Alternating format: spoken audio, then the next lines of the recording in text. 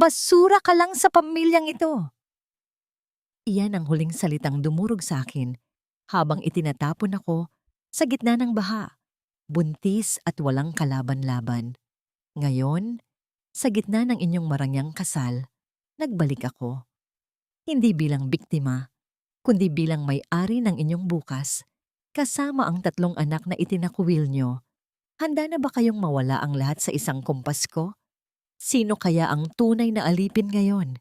Hindi kailanman magiging karapat-dapat ang isang gaya niya sa pangalang Alcantara. Isa siyang mantsa, isang hamak na babaeng galing sa putikan na nagtangkang umakyat sa ating tore. Mabuti na lamang at maaga nating naialis ang basurang yon bago pa man tuluyang madungisan ang ating dangal. Ang boses na yon ni Doña Victoria ay umalingaw-ngaw sa buong ballroom ng Marangyang Hotel, matalas at puno ng panghahamak. Sa gitna ng pagtitipon para sa pag-iisang dibdib ng kanyang anak na si Mateo sa heredera na si Isabella. Tila isang katuwaan para sa matanda ang pag-usapan ang nakaraan. Ang nakaraang pilit na ibinaon sa limot. Sa labas ng malalaking pintong ginto, nakatayo si Sofia Mendez, ang kanyang mga daliri na dati ay puno ng kalyo mula sa paglalaba at paglilinis ng mansyong Alcantara. Ngayon ay makinis at pinalalamutian ng isang mamahaling singsing na sapiro. Naririnig niya ang bawat salita. Bawat pagtawa ng mga panauhin ay tila isang latay sa kanyang likuran. Sariwa pa rin gaya ng hapdi ng gabi 5 taon na ang nakalilipas. Noon, sa gitna ng malakas na ulan at baha sa Maynila, itinulak siya ni Victoria palabas ng gate.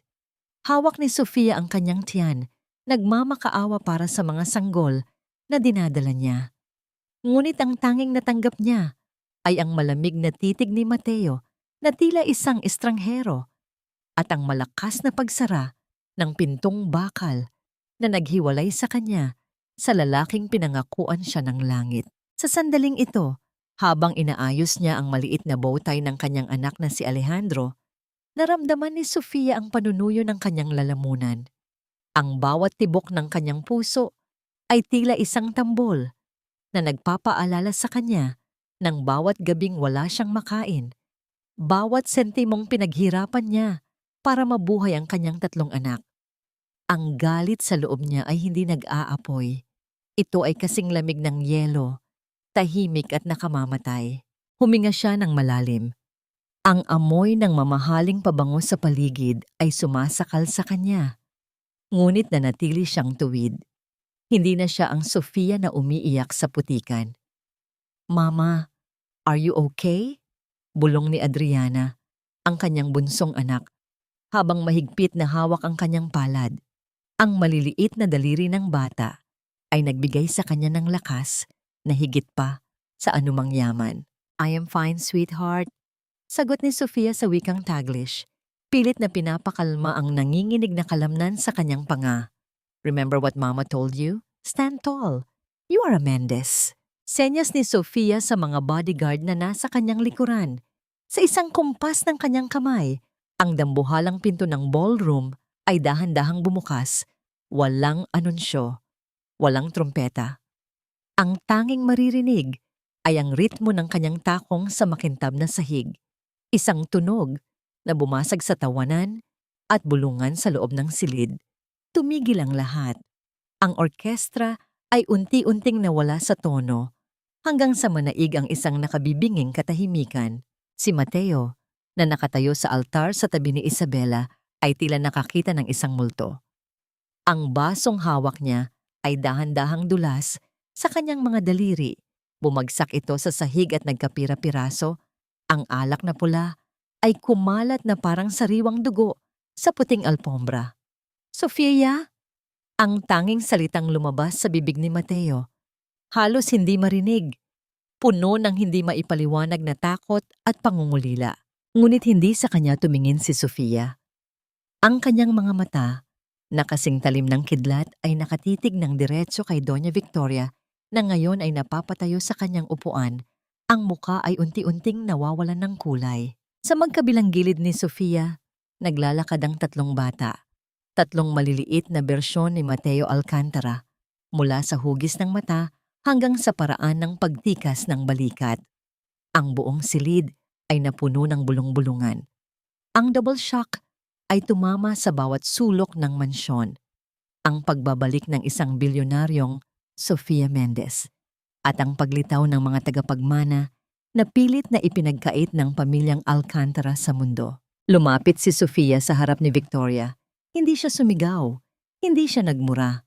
Sa halip, isang mapait na ngiti ang gumuhit sa kanyang mga labi. Doña Victoria, narinig ko ang inyong talumpati tungkol sa dangal. Simula ni Sofia ang kanyang boses ay malalim at puno ng kapangyarihang dulot ng Tagalog na nagmumula sa kaibuturan ng kanyang pagkatao.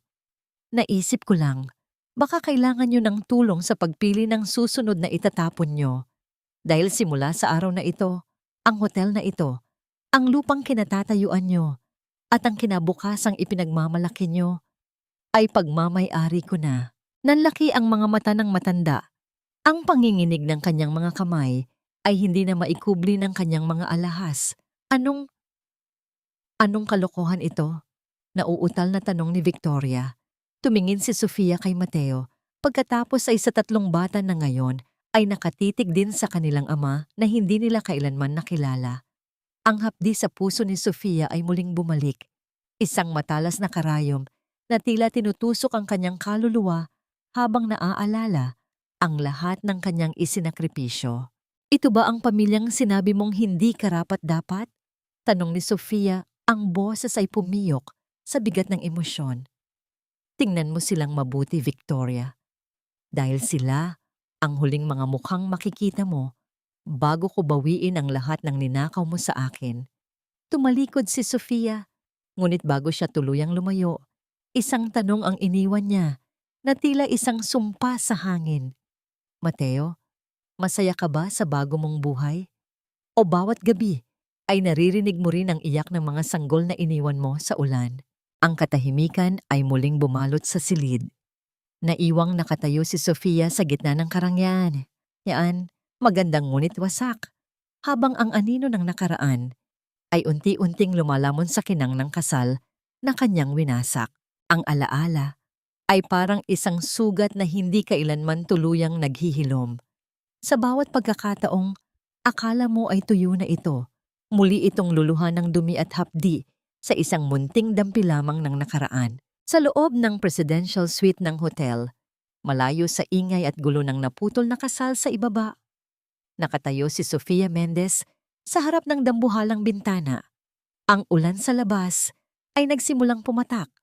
Dahan-dahang gumuguhit sa salamin na tila mga luhang hindi mailabas ng kanyang mga mata. Ang bawat patak ng tubig ay nagdadala sa kanya pabalik sa isang gabi na pilit niyang ibinabaon sa limot, ngunit laging humahanap ng paraan upang bumangon. Ang lamig ng aircon sa silid ay tila naglaho, pinalitan ng alaala ng basang kalsada at ang amoy ng napanis na pag-asa. Tila nararamdaman pa rin ni Sofia ang bigat ng kanyang katawan habang nakaluhod sa harap ng gate ng mga Alcantara. 10, 20, 3 bilyong beses niyang inisip kung bakit hindi siya pinagbuksan.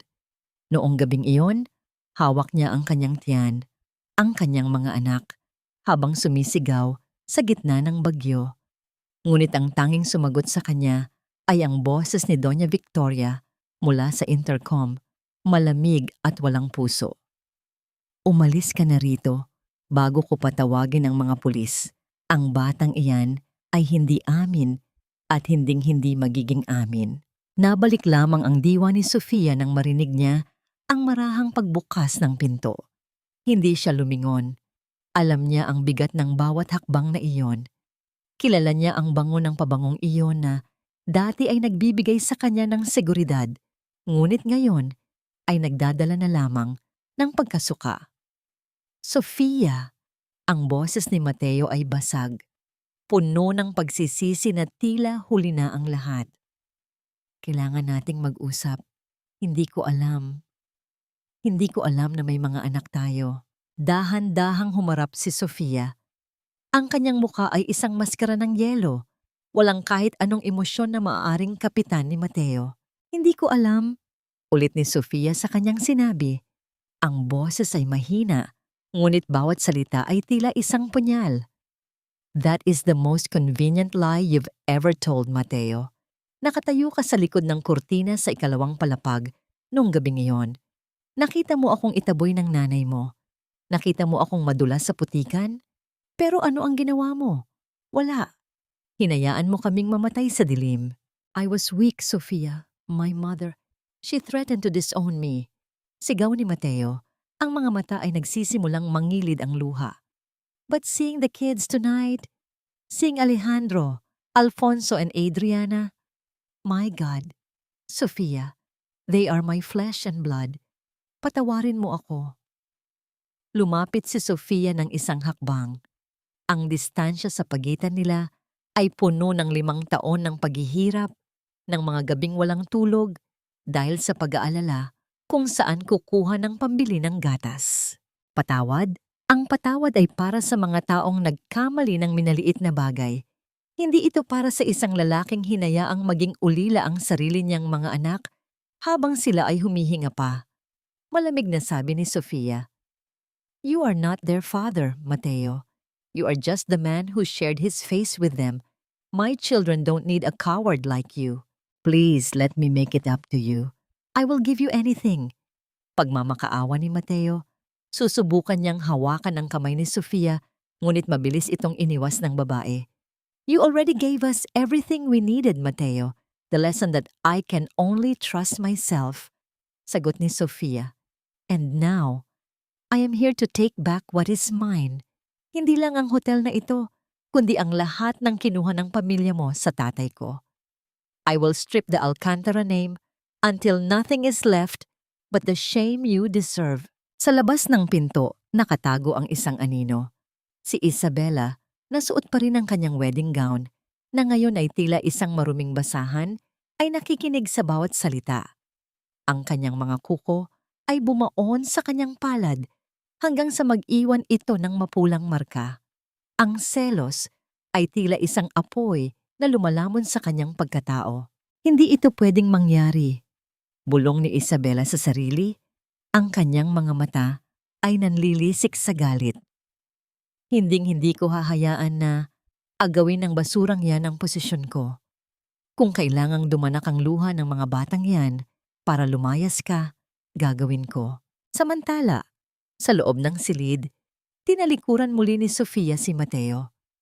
Pinapanood niya ang kanyang mga anak na mahimbing na natutulog sa kabilang kwarto sa pamamagitan ng bahagyang nakabukas na pinto. Ang kanilang mga inosenteng muka, ang kanyang tanging liwanag. Umalis ka na, Mateo, huling sabi ni Sofia, bago ko pa makalimutan na tao ka at ituring kitang gaya ng pagtrato niyo sa akin noon, isang hayop na walang halaga. Lumabas si Mateo na nakayuko. Ang kanyang balikat ay bagsak sa bigat ng katotohanan. Ngunit pagbukas niya ng pinto, hindi niya napansin ang isang maliit na recorder na nakadikit sa ilalim ng lamesa sa gilid. Inilagay doon ni Victoria bago pa man sila pumasok. Sa isang madilim na sulok ng mansyon, pinapakinggan ni Doña Victoria ang bawat salita ng pag-uusap. Ang kanyang mukha ay walang bakas ng pagsisisi, kundi isang masamang plano na unti-unting nabubuo. So, gusto mong sirain ang pamilya ko, Sofia?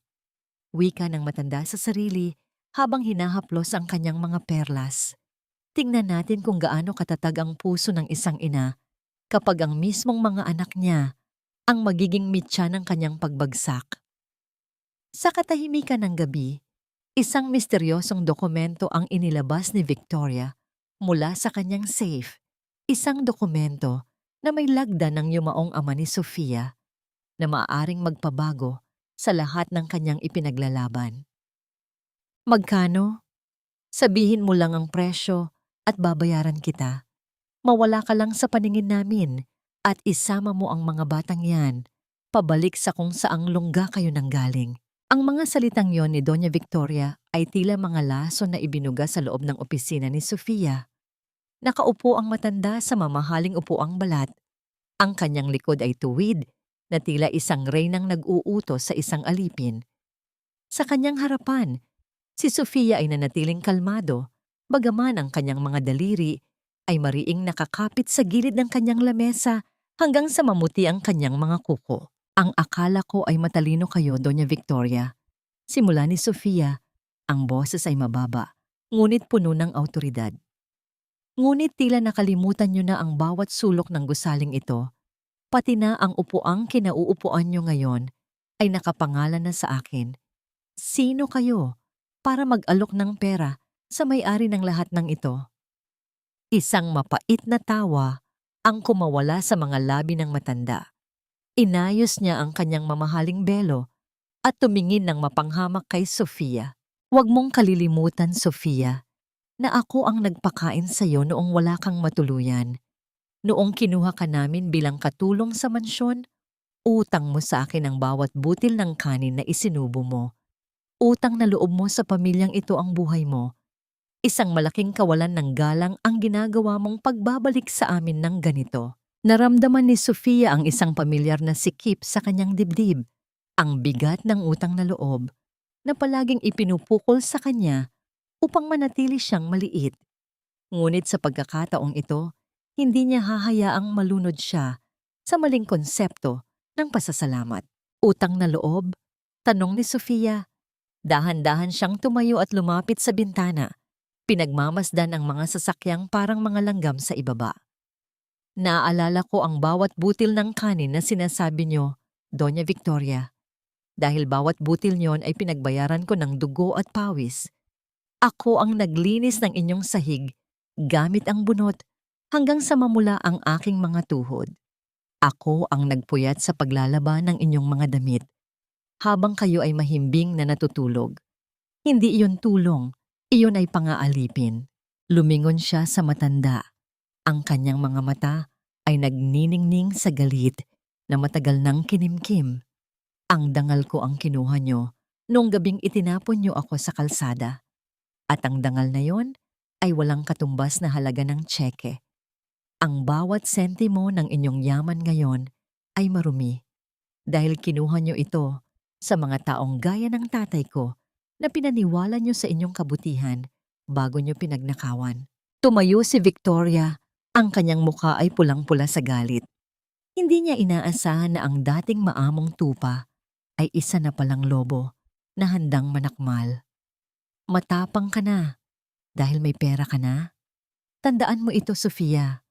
Ang dugo ng mga Alcantara ay nananalaytay sa mga batang yan. At hinding-hindi ko hahayaan na ang isang gaya mong walang pinag-aralan ang magpalaki sa mga tagapagmana ng aking pamilya. Isang sandaling nagpapakita ng kanyang pagiging tao sa kabila ng kanyang yaman. Kinuha niya mula sa kanyang drawer ang isang luma at kupas na litrato ng kanyang ama. Hinaplos niya ang mukha nito, ang kanyang ugnayan sa nakaraan na siyang nagbibigay sa kanya ng lakas. Hindi sila mga Alcantara sa paningin ko. Bulong ni Sofia, ang boses ay puno ng pagmamahal sa kanyang mga anak. Sila ay mga Mendez. At sa bawat araw na lumilipas, ituturo ko sa kanila kung paano maging tao. Isang bagay na hinding-hindi niyo nagawa para sa anak niyong si Mateo. Lumapit si Victoria ng mas malapit. Ang kanyang boses ay naging isang mapanganib na bulong. Gusto mong makita ang tunay na kapangyarihan, Sofia? Kung ayaw mong makuha sa santong dasalan, kukuha ka sa santong paspasan. Inihanda na ng aking mga abogado ang kaso para sa custody ng mga bata. Papunghayin mo man ang iyong mga mata sa harap ng media, sa korte, ikaw ay mananatiling isang babaeng nanganak sa labas ng kasal. Kukunin ko sila sa iyo at sisiguraduhin kong hinding-hindi mo na sila makikita kahit sa panaginip. Ang mundong kinatatayuan ni Sofia ay tila nayanig. Ang bawat tibok ng kanyang puso ay naging isang babala. Ang kanyang pinakamalaking takot, ang mawala ang kanyang mga anak, ay inilatag ni Victoria sa lamesa na parang isang madugong baraha. Hindi niyo magagawa iyan, wika ni Sofia. Ang kanyang boses ay nanginig sa unang pagkakataon. Subukan mo ako, sagot ni Victoria bago siya naglakad patungo sa pinto. Ang tunog ng kanyang mga takong ay tila mga pako na ibinabaon sa kabaong ng katahimikan ni Sofia. Nang sumara ang pinto, napaupo si Sofia. Ang katahimikan sa opisina ay tila sumasakal sa kanya. Kinuha niya ang kanyang telepono. Ang kanyang kamay ay nanginginig. Sa screen, nakita niya ang isang text message mula sa isang hindi kilalang numero. Alam ko ang totoo tungkol sa nangyari sa iyong ama. Magkita tayo sa lumang pier mamayang gabi kung gusto mong manalo laban sa mga Alcantara. Nanatiling nakatitig si Sofia sa mensahe.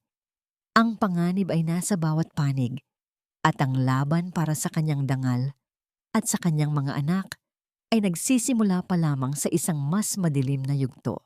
Mama, wala ba kaming papa kasi hindi kami mabuting bata? Ang tanong na yon mula kay Alfonso. Habang tinitignan ng isang batang karga-karga ng ama sa palaruan, ay tila isang palasong bumaon ng malalim sa puso ni Sofia. Nakatayo siya sa ilalim ng lilim ng isang malaking puno ng akasya. Hawak ang isang lunchbox na puno ng pagkaing pinaghirapan niyang ihanda. Ang paborito ng mga bata na spaghetti na may maraming keso. Sa bawat ikot ng kanyang kutsara kanina sa kusina, ang tanging dalangin niya ay mapunan ng pagmamahal ang bawat puwang sa buhay ng kanyang mga anak. Ngunit sa isang tanong lang ni Alfonso, naramdaman ni Sofia ang sariling pagkawasak. Ang kanyang mga kamay ay nanginginig at ang tanging nagawa niya ay higpitan ang kapit sa hawakan ng lunchbox hanggang sa bumaon ito sa kanyang palad. Hindi alam ni Sofia kung paano sasagutin ang kawalang malay ng kanyang anak nang hindi nadadamay ang sariling puot. Paano mo ipapaliwanag sa isang 4 na taong gulang na ang kanilang ama ay isang duwag na hinayaang itapon sila sa lansangan? Sa kabilang panig ng parke, nakatago sa likod ng makapal na halamanan, nakatitig si Mateo. Ang kanyang mga mata ay hindi kumukurap habang pinagmamasdan ang 3 bata. Nakikita niya ang sarili niya sa bawat galaw ni Alejandro, ang paraan ng pagkunot ng noo ni Alfonso at ang matatamis na ngiti ni Adriana. Ang bawat tawa ng mga bata ay tila isang sampal sa kanyang pagkatao, isang paalala na 5 taon siyang naging bulag sa pinakamalaking kayamanan ng kanyang buhay. Nang tumakbo si Adriana patungo sa isang bola na gumulong malapit sa kinaroroonan ni Mateo, hindi na nakapagpigil ang lalaki. Lumabas siya mula sa kanyang pinagtataguan at dahan-dahang pinulot ang bola. Ito ba ang hinahanap mo, maliit na prinsesa? Mahinang tanong ni Mateo. Ang kanyang boses ay tila huni ng hangin na puno ng pait. Tumingala si Adriana. Ang kanyang malalaking mata ay puno ng kuryosidad. Thank you po, sagot ng bata. Bago dahan-dahang kinuha ang kamay ni Mateo at idinampi sa kanyang noo. Pagmamano po, parang may humintong tibok sa puso ni Mateo. Ang init ng maliit na kamay ni Adriana sa kanyang balat ay nagdulot ng isang matinding kirot na hindi niya kailanman naramdaman. Ito ang pagmamahal na itinakuwil niya bago pa man niya nasilayan. Napaluhod si Mateo sa damuhan, hindi alintana ang kanyang mamahaling suit. Niyakap niya ang bata ng bahagya. Ang kanyang mga balikat ay nanginginig sa pigil na iyak. Sino ka po? Tanong ni Alfonso na lumapit na rin. Kasama si Alejandro. Ako ay isang kaibigan. Tugon ni Mateo. Ang kanyang boses ay nabaon sa hikbi. Isang kaibigan na gustong humingi ng tawad sa inyo. Ngunit ang sandaling iyon ng kilig at hapdi ay biglang naputol ng marinig ang mabilis na hakbang ni Sofia. Halos patakbong lumapit ang ina. Kinuha si Adriana mula sa bisig ni Mateo at itinago ang 3 bata sa kanyang likuran. Ang kanyang mga mata ay nag-aapoy sa galit, isang pananggalang na binuo ng maraming taon ng pag-iisa. Anong ginagawa mo rito, Mateo? Asik ni Sofia, ang kanyang boses ay gumaralgal sa takot at puot. Wala kang karapatang hawakan sila. Wala kang karapatang lumapit sa kanila. Sofia, please. Tignan mo sila. Sila ang mga anak ko. Pagmamakaawa ni Mateo, nakaluhod pa rin sa lupa. tila isang taong humihingi ng limos ng awa. Anak, isang mapait na tawa ang kumawala kay Sofia. Naging ama ka lang ba nung nakita mong maayos na ang bihis nila? Noong nakita mong bilyonaryo na ang nanay nila? Noong kailangan nyo kami, nasaan ka? Huwag mong dungisan ang salitang ama sa harap ng mga anak ko. Hinila ni Sofia ang mga bata palayo. Iniwan si Mateo na mag-isa sa gitna ng parke, nakaluhod at nakatitig sa kawalan. Nang pagkikita ng mag-ama ay mabilis na naging isang alaala ng pagtanggi. Nang gabing iyon, bumalik si Mateo sa mansyon ng mga Alcantara. Ang kanyang mukha ay hindi nakakikitaan ng takot. Pumasok siya sa silid ni Doña Victoria na kasalukuyang nag-aayos ng kanyang mga alahas para sa isang gala. "Mother, hinto na!" Simula ni Mateo, ang kanyang boses ay malamig at puno ng determinasyon. "Anong sinasabi mo, Mateo? Huwag mo akong abalahin sa mga dramang yan," sagot ni Victoria nang hindi lumilingon. Hinto na sa paghabol sa custody ng mga bata. Hinto na sa pagpapahirap kay Sofia, sigaw ni Mateo, isang bagay na hindi niya kailanman nagawa sa kanyang buong buhay. "Nakita ko sila kanina. Nakita ko ang mga mata nila. At sa bawat segundo na pinapalayo mo sila sa akin gamit ang mga kaso mo, lalo mo lang pinapatunayan na ikaw ang tunay na kalaban sa buhay ko." Humarap si Victoria. Ang kanyang mukha ay puno ng pagkagulat na nauwi sa pagkadisgusto. "Ginagawa ko ito para sa dangal ng ating pamilya."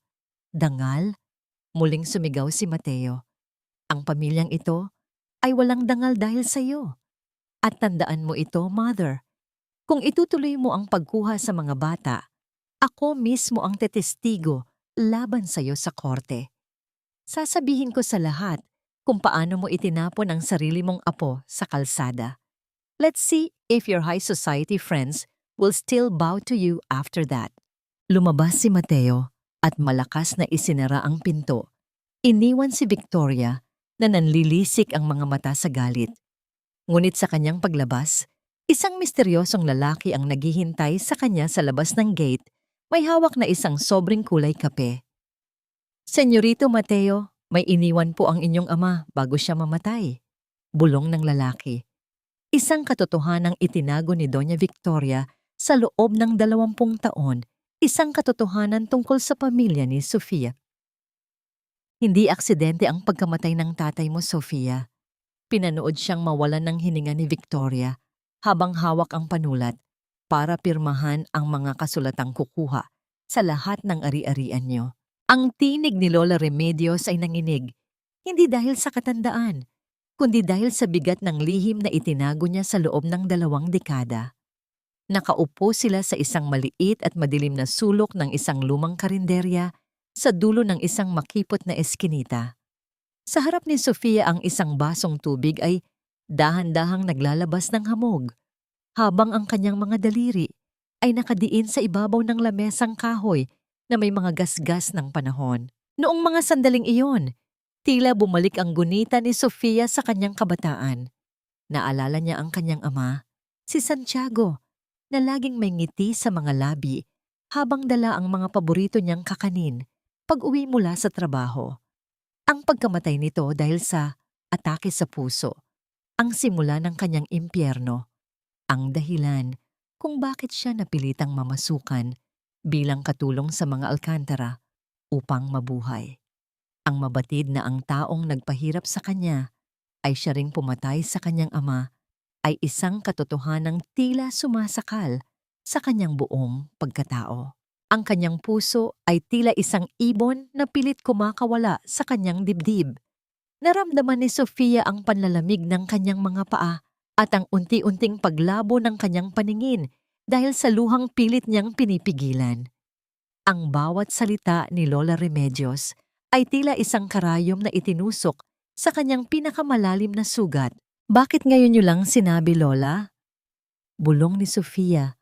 Ang boses ay punong-puno ng pait. "Bakit hinayaan niyo akong magsilbi sa babaeng pumatay sa tatay ko? Bakit hinayaan niyo akong itapon nila sa kalsada na parang basura?" "Natakot ako, Sofia," sagot ng matanda. Hinawakan ang nanginginig na kamay ng dalaga. Makapangyarihan si Victoria. Noong mga panahong iyon, wala tayong laban. Binantaan niya ang buhay ng aking pamilya. Ngunit ngayong nakita kong nakatayo ka na sa sarili mong mga paa, hindi ko na kayang mamatay na dala ang kasalanang ito sa hukay. Ito ng kabanata. Sa gitna ng matinding galit, kinuha ni Sofia ang baso ng tubig at dahan-dahang ipinainom kay Lola Remedios. Ang kanyang kamay ay nanginginig pa rin, ngunit ang kanyang puso ay nagdesisyon na. Kahit sa gitna ng sariling pagkawasak, hindi niya kailanman nakalimutan ang maging tao sa mga taong naging biktima rin ng mga Alcantara. Ang akala ni Victoria ay tapos na ang laban nang makuha niya ang kumpanya ni Papa. Wika ni Sofia, ang boses ay naging matigas at malamig. Hindi niya alam na ang bawat patak ng luhang ibinuhos ko noon ay naging lason na ngayon na unti-unting uubos sa kanyang dangal. Ipinaliwanag ni Lola Remedios ang madilim na plano ni Victoria. Noong namamatay na si Santiago, pinalitan ng matanda ang mga orihinal na kasulatan ng lupa at kumpanya.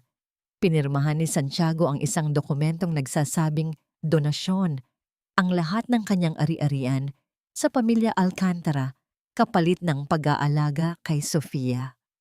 Isang malaking kasinungalingan na naging pundasyon ng yaman ni Victoria. Sa loob ng mahabang panahon, may isang kopya ng orihinal na testamento, Sofia. Dagdag ni Lola Remedios, itinago yon ng iyong ama sa loob ng isang luma at kalawanging kahon sa ilalim ng sahig ng inyong lumang bahay sa probinsya. Iyon ang tanging ebidensya na magpapatunay na magnanakaw ang mga Alcantara. Ngunit bago pa man makasagot si Sofia, ang katahimikan sa paligid ay nabasag ng paghinto ng isang itim na sasakyan sa labas ng karinderya. Isang lalaking nakasuot ng leather jacket at nakasombrero ang bumaba. May hawak na isang sobrang kulay kape na tila lumana at may mga mantsa ng tubig. Tumingin ang lalaki sa loob ng karinderya. Ang kanyang mga mata ay nanlilisik sa ilalim ng madilim na ilaw. Mabilis na tumayo si Sofia, ang kanyang instinto bilang isang ina at isang mandirigma ay biglang nagising. Sofia, kailangan mo nang umalis, bulong ni Lola Remedios sa takot. Ngunit huli na. Ang lalaki ay pumasok sa loob at inilapag ang sobre sa lamesa. Sa tapat mismo ni Sofia, hindi siya nagsalita, ngunit ang kanyang mga mata ay may dalang mensahe na tila isang banta at isang paanyaya. May mga taong gustong makuha ito bago mo pa makita ang nilalaman nito. Wika ng lalaki sa isang baritono at misteryosong boses. Kung ako sa'yo, hindi ako babalik sa hotel ngayong gabi. Ang mga anino sa mansyon ay nagsisimula na ring gumalaw. Nang buksan ni Sofia ang sobre ng bahagya, nakita niya ang isang pamilyar na lagda at ang tatak ng isang lumang abogado. Ang puso niya ay tila tumigil sa pagtibok. Ito ang nawawalang piraso ng kanyang buhay, ngunit kasama nito ang isang panganib na hindi niya inaasahan. Sino ang lalaking ito? At paano niya nalaman ang tungkol sa dokumentong kanina lang ay binabanggit ni Lola Remedios? Ang bawat hakbang ni Sofia patungo sa katotohanan ay tila nagdadala sa kanya sa isang mas malalim at mas mapanganib na bangin. Ang isang babaeng hindi kayang panatilihing malinis ang kanyang sariling kasaysayan ay walang karapatang magmalaki bilang isang mabuting ina. Ang mga salitang ito ni Doña Victoria ay patuloy na umaalingaw-ngaw sa isip ni Sofia habang naglalakad siya sa loob ng isang kilalang pamilihan sa Maynila. Hawak niya sa magkabilang kamay sina Alfonso at Adriana, habang si Alejandro ay masayang naglalakad sa kanilang unahan. Ang bawat sulyap ng mga tao sa paligid ay may halong paghanga sa kanyang pormang tila isang reyna ng mundo ng negosyo. Ngunit sa kaibuturan ng kanyang puso, ang kanyang takot ay patuloy na sumisiksik. Ang mga banta ng matanda noong nakaraang araw ay isang anino na hindi maalis. Sa kabilang dulo ng mall, malayo sa paningin ni Sofia, nakatayo si Isabela. Ang kanyang mga kuko ay nakabaon sa gilid ng isang poste. Ang kanyang mga mata ay nanlilisik sa galit. Hindi siya naroon upang mamili. Naroon siya bilang instrumento ng isang plano na binuo sa loob ng silid ng kanyang biyenan. Ang plano ni Victoria ay simple ngunit nakamamatay sa aspetong moral, ipamukha sa buong mundo at sa korte na si Sofia ay pabaya. Isang ina na mas pinapahalagahan ng kayamanan kaysa sa kaligtasan ng kanyang mga tagapagmana. Nang dumaan ang pamilya Mendez sa isang bahagi ng mall kung saan maraming nagtitinda ng mga laruan, may isang matangkad na lalaking nakaitim na maskara ang pasimpleng lumapit. Sa isang iglap, habang sinusuri ni Sofia ang isang damit na nagustuhan ni Adriana, isang malakas na pagtulak mula sa hindi kilalang direksyon ang naging dahilan upang mabitawan niya ang kamay ng bata. Isang matalim na sakit ang naramdaman ni Sofia sa kanyang balikat nang siya ay bumagsak sa sahig. Ang kanyang paningin ay nagdilim ng saglit, ngunit ang kanyang instinto bilang ina ang mabilis na bumangon. Nang mag-angat siya ng tingin, ang lalaking nakamaskara ay hawak-hawak na ang kamay ni Alfonso at pilit itong kinakaladkad palayo sa karamihan. "Mama! Mama!" Ang iyak ni Alfonso ay tila isang kutsilyo na pumasok diretso sa puso ni Sofia. Ang kanyang lalamunan ay nanikip. Wala siyang oras upang mag-isip. Wala siyang oras upang umiyak. Mabilis siyang tumayo at tumakbo. Isinasantabi ang mga mamahaling bag at ang kanyang posisyon bilang bilyonaryo. Wala siyang pakialam kung mapunit ang kanyang suot na seda o mawala ang kanyang pormang ginagalang. Nang maabutan niya ang lalaki, malapit sa isang elevator, hindi nagdalawang isip si Sofia. Ginamit niya ang lahat ng kanyang lakas at itinulak ang lalaki sa pader hanggang sa mabitawan nito ang kanyang anak. Niyakap niya si Alfonso ng mahigpit, itinatago ang mukha nito sa kanyang dibdib habang nanginginig ang buong katawan ng dalaga. Ang mga tao sa paligid ay nagkagulo. Ang ilan ay naglabas ng mga kamera upang kunan ang tagpo. At sa gitna ng kaguluhang iyon, tila isang demonyong bumaba mula sa langit. Nagpakita si Doña Victoria kasama ang ilang piling mamamahayag na nagkataong naglalakad sa paligid. "Naku po, Diyos ko, tingnan ninyo ang nangyari sa aking apo." Wika ni Victoria, pilit na naguutos ng pagkukunwari sa kanyang boses na puno ng pag-aalala habang lumalapit sa karamihan. Tiningnan niya ang mga reporter. Ang bawat salita ay kalkulado upang magtanim ng pagdududa. "Nakikita niyo ba? Ito ba ang klase ng ina na dapat magpalaki sa dugo ng mga alkantara?" Isang inang hinahayaang dukutin ng bata habang nagpapakasarap sa pamimili. Ang mga kamera ay mabilis na nag-flash. Bawat ilaw ay tila humuhukay ng mas malalim na sugat sa dangal ni Sofia. Naramdaman ni Sofia ang isang uri ng pagkahilo. Ang gaslighting na ito, ang sadyang pagbaluktot sa katotohanan upang paniwalain siya at ang buong mundo na siya ang nagkulang, ay ang mismong paraan na ginamit ni Victoria upang sirain ang kanyang pagkatao noon. Ngunit ang Sofia ngayon ay hindi na ang katulong na nakaluhod sa putikan. Dahan-dahan siyang tumayo. Tiniyak muna niya na hawak niya ng mahigpit ang kanyang 3 anak. Itinago sila sa kanyang likuran bilang isang pader ng pag-ibig na walang sino mang makakagiba. Lumapit siya kay Victoria. Ang kanyang mga mata ay nanlalamig at kasing tigas ng bakal. Ay ang ginawa ni Sofia pagkatapos nito. Inilabas niya ang kanyang panyo at imbis na ipuna sa sarili niyang mga luha, dahan-dahan niyang pinunasan ang dumi sa pisngi ni Alfonso, hindi pinapansin ang mga taong nakapaligid sa kanila. Ipinakita niya ang isang katotohanang mas malakas kaysa sa anumang kasinungalingan. Ang walang limitasyong pagkalinga ng isang ina. Nang humarap siya kay Victoria, hindi na niya itinago ang kanyang galit. Tiningnan niya ng diretso ang matanda at ang mga reporter. "Magaling kang gumawa ng eksena, Doña Victoria." Wika ni Sofia. Ang kanyang tinig ay malamig, ngunit dinig ng lahat. Ganyan ba talaga kadesperado ang mga alkantara? Na kailangan mong magbayad ng tao para itulak ang sarili mong apo, para lang palabasin na mahina ako? Sa tingin mo ba ay maniniwala ang mga tao sa isang babaeng nagtapon ng sarili niyang apo sa gitna ng bahalimang taon na ang nakararaan? Napasinghap ang mga mamamahayag. Ang bulungan ay nagbago ng direksyon mula sa paghuhusga kay Sofia tungo sa pagkagulat sa revelasyon tungkol sa itinatagong dumi ng pamilya Alcantara. Ang mukha ni Victoria ay napuno ng pamumutla. Ang kanyang plano na ipahiya si Sofia ay sumabog mismo sa kanyang mukha. Sa hindi inaasahang pagkakataon, nang ibuka ni Victoria ang kanyang bibig upang sumagot, biglang lumipad ang palad ni Sofia at dumapo ng buong lakas sa pisngi ng matanda.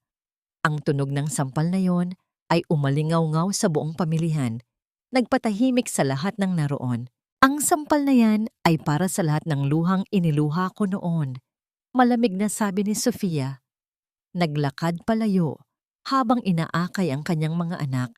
Iniwan si Victoria na nanginginig at hawak ang namumulang pisngi, samantalang ang mga flash ng kamera ay patuloy na sumisilaw sa pagkasira ng dangal ng matanda. Sa paglabas ni Sofia sa mall, pilit niyang pinakalma ang kanyang mga anak. Ngunit bago sila makapasok sa kanilang sasakyan, napansin niya ang isang lalaki na nagmamasid mula sa di kalayuan. Ang parehong lalaki na nag-abot sa kanya ng dokumento. Isang mensahe ang iniwan nito sa pamamagitan ng galaw ng kamay. Ang tunay na laban ay magsisimula pa lamang at ang kasunod na atake ay magmumula mismo sa loob ng kanyang pinagkakatiwalaan. Sino ang nagtataksil kay Sofia mula sa kanyang sariling kampo? Ang gabi ay magiging mas madilim at ang laro ng paglilinlang ay lalalim pa. Ang kapayapaan ay isang luho na tila patuloy na ipinagkakait kay Sofia. Matapos ang nakakayanig na tagpo sa mall, dinala niya ang kanyang 3 anak sa isang eksklusibong restaurant upang pakalmahin ang kanilang murang isipan. Habang masayang kumakain ng tsokolate ang mga bata, pilit na itinatago ni Sofia ang kaba sa kanyang dibdib. Ngunit ang tahimik nilang hapon ay muling binasag ng isang aninong puno ng pait at inggit. Dumating si Isabela, ang babaeng nakatakda ng maging asawa ni Mateo. Ang kanyang buhok na karaniwang maayos ay medyo magulo at ang kanyang mga mata ay pugto, patunay ng mga gabing walang tulog matapos mapahiya sa naantalang kasal ng siglo. Walang alinlangan siyang lumapit sa mesa ni na Sofia. Ang bawat hakbang ay mabigat at puno ng puot. Tumayo si Sofia, agad na inihanda ang sarili upang maging kalasag ng kanyang mga anak. Bakit ba kahit saan ako magpunta, nakikita ko ang pagmumukha mo? Panimula ni Isabela, ang kanyang tinig ay matalim na pumunit sa tahimik na paligid ng restaurant. Tumingin siya sa 3 bata na ngayon ay nakatitig sa kanya ng may halong takot. Isang mapanuya at nakakadiring ngiti ang gumuhit sa kanyang mga labi. Ito ba ang mga ipinagmamalaki mo, Sofia? Patuloy ni Isabela, hindi alintana ang mga taong nagsisimulang manood. Kahit anong mamahaling damit ang ipasuot mo sa kanila, kahit pakainin mo sila sa pinakamahal na kainan, hindi mo mababago ang katotohanan. Sila ay mga anak sa labas, mga bastardo, mga mantsa sa lipunan na ginamit mo lang para makapagnakaw ng yaman. Ang mga salitang iyon ay tumama kay Sofia nang mas matindi pa sa anumang pisikal na pananakit. Naramdaman niya ang panginginig ng maliit na kamay ni Adriana na mahigpit na nakakapit sa kanyang laylayan. Ang mga mata ng kanyang mga anak, na dapat sana ay puno ng inosensya, ay nabalot ng kalituhan at sakit dahil sa malupit na paghusga ng mundo. Ang galit ni Sofia ay hindi sumabog na parang apoy. Ito ay naging kasing lamig at kasing tigas ng yelo. Hindi siya sumigaw, hindi siya nagtaas ng boses. Sa halip, kinuha niya ang kanyang telepono mula sa kanyang bag at tinawagan ng kanyang punong tagapamahala sa kumpanya. Hello, Marco. Kalmadong wika ni Sofia habang nakatitig ng tuwid sa mga mata ni Isabela. Gusto kong kanselahin mo ang lahat ng kontrata natin sa Imperial Group of Companies. Lahat ng investments, lahat ng advertising deals, bawiin mo ngayon din. Gusto kong makita ang kumpanya ng pamilya ni Isabela na nagmamakaawa para sa bawat sentimo bago lumubog ang araw. Nanlaki ang mga mata ni Isabela. Ang kayabangan sa kanyang muka ay mabilis na napalitan ng matinding takot. Ang Imperial Group, ang kumpanya ng kanyang pamilya, ay matagal nang nakasandal sa pondo ng kumpanyang na ngayon ay pagmamay-ari na ni Sofia. Hindi mo pwedeng gawin iyan. Boses ni Isabela ay pumiyok. Ang kaba ay unti-unting lumalamon sa kanyang pagkatao. Mababang karote ang pamilya ko. Wala silang kinalaman dito. Ibinaon ni Sofia ang kanyang telepono, pabalik sa bag. Humakbang siya nang mas malapit kay Isabela. Ang kanyang presensya ay tila isang reynang nagbababa ng parusa sa isang nagkasala. Isang malaking pagkakamali ang kinalaban mo ang isang ina, Isabela. Tinawag mong basura ang mga anak ko? Ngayon, mararanasan mo kung paano maging tunay na basura sa paningin ng lipunang ipinagmamalaki mo. Umalis ka sa paningin ko bago ko bilhin pati ang bahay na inuuwian mo at palayasin kayo ng walang dala. Walang nagawa si Isabela kundi ang umatras. Ang kanyang mga luha ng galit ay naging luha ng desperasyon. Habang tumatakbo siya palabas ng restaurant, pinagtitinginan at pinagbubulungan ng mga taong nakasaksi sa kanyang pagbagsak. Nang makalayo ang kaaway, humarap si Sofia sa kanyang mga anak. Ito ang kani. Ang malamig na awtoridad sa kanyang muka ay agad na natunaw, pinalitan ng pinakamasaganang pagmamahal. Lumuhod siya sa sahig upang maging kasing taas ng mga bata. Kinuha niya ang panyo at dahan-dahang pinunasan ang mantsa ng tsokolate sa gilid ng labi ni Alejandro. Mga anak, makinig kayo kay Mama. Malumanay na wika ni Sofia. Pilit na pinipigilan ang pagtulo ng kanyang sariling luha. Huwag na huwag ninyong paniniwalaan ang mga sinabi ng babaeng iyon. Hindi kayo mantsa. Kayo ang pinakamagandang pabuya na ibinigay ng Diyos sa akin. Kayo ang dahilan kung bakit ako lumalaban. Walang sino man ang may karapatang sabihin kung ano ang halaga ninyo. Naiintindihan niyo ba? Yumakap ang tatlong bata sa kanya. Sa init ng kanilang yakap, naramdaman ni Sofia na kaya niyang harapin ang buong mundo kahit pa bumagsak ang kalangitan. Ngunit ang kalangitan ay may sariling paraan ng pagbabadya ng bagyo. Sa labas ng restaurant, habang nag-aabang sina Sofia ng kanilang sasakyan, nakatambay sa isang madilim na sulok ang sasakyan ni Isabela. Ang babaeng nawalan ng lahat ay nakaupo sa loob. Ang kanyang mga kamay ay mahigpit na nakakapit sa manibela hanggang sa mamuti ang kanyang mga buko. Ang kanyang isip ay tuluyan ng nilamon ng puot at pagkabaliw.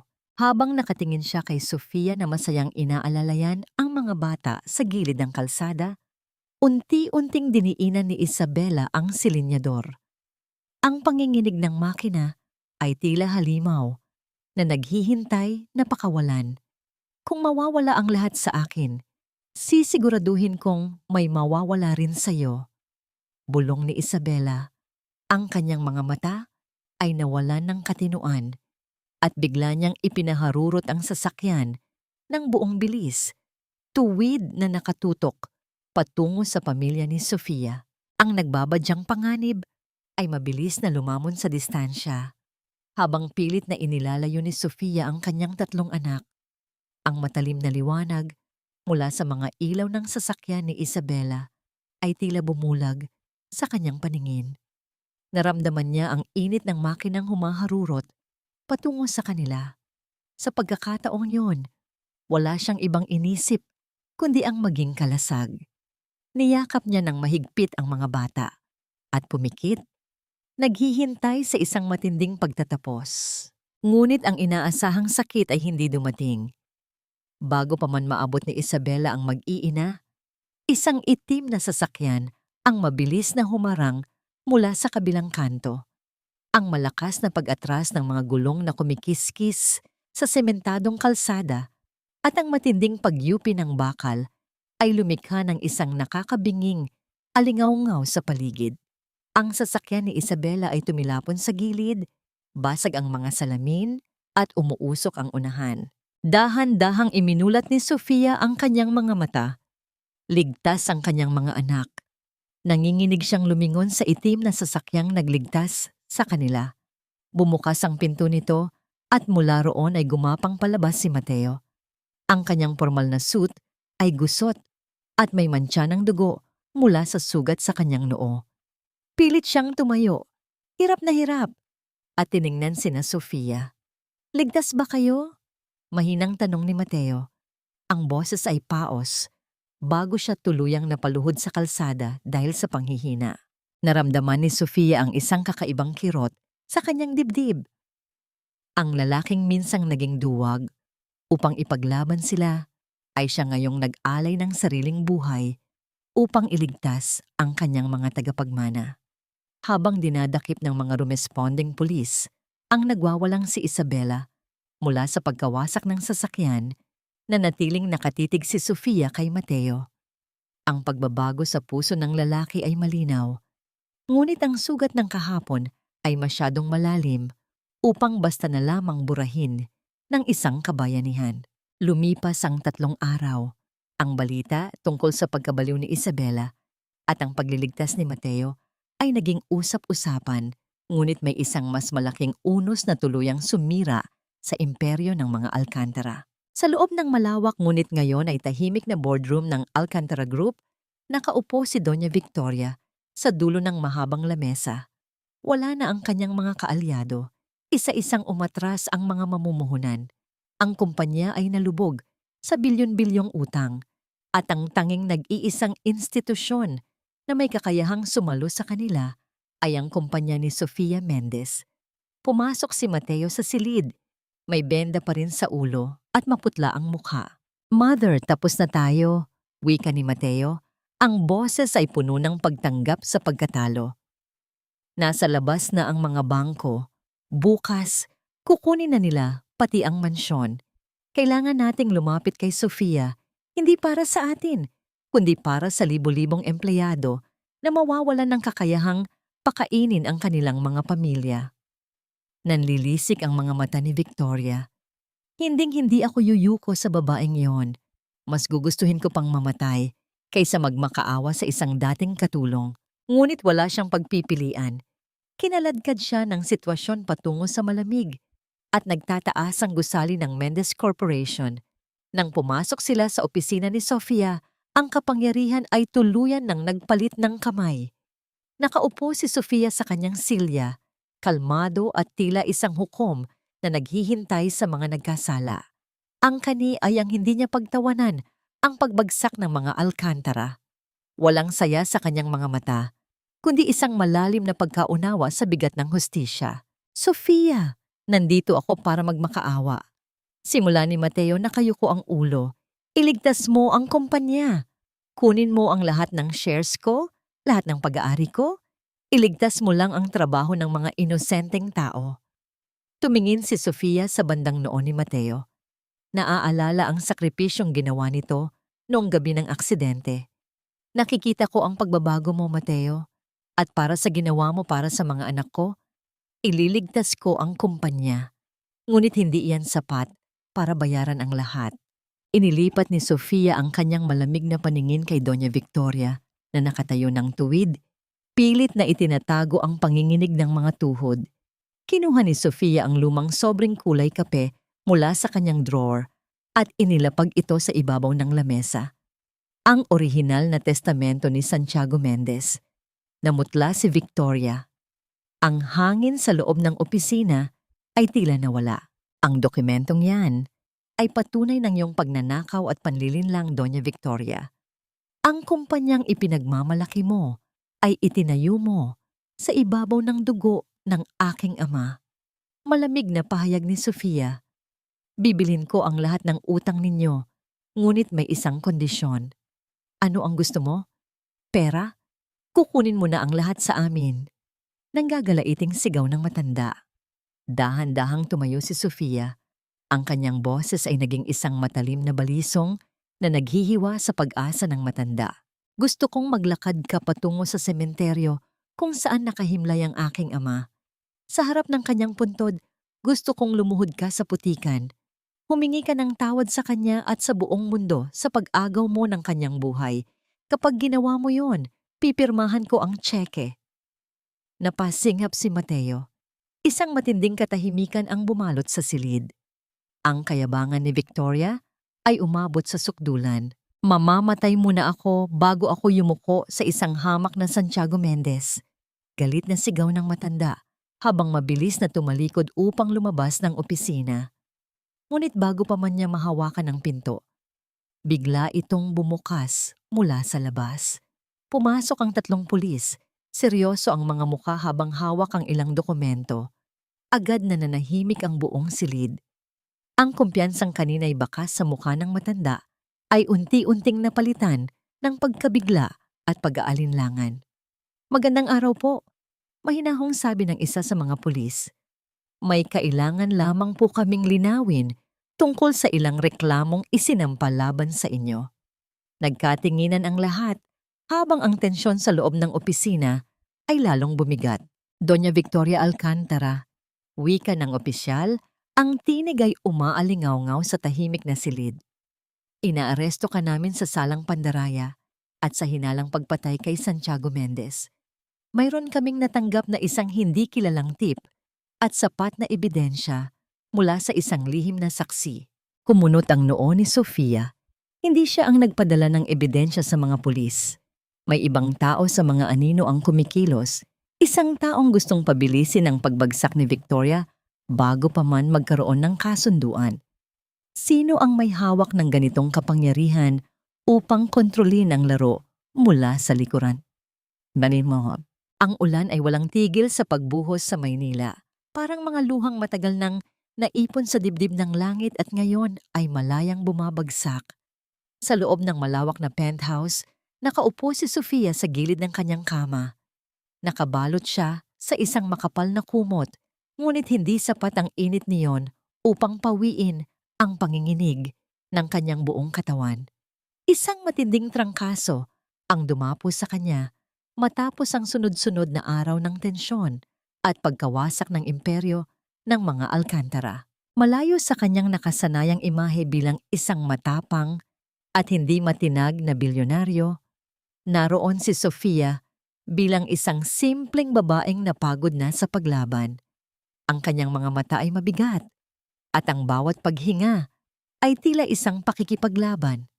Nakatulog na ang kanyang mga anak sa kabilang kwarto, walang kamalay-malay sa panlulumo ng kanilang ina. Sa kalagitnaan ng gabi, ang katahimikan ay marahang binasag ng pagbukas ng pinto ng kanyang silid.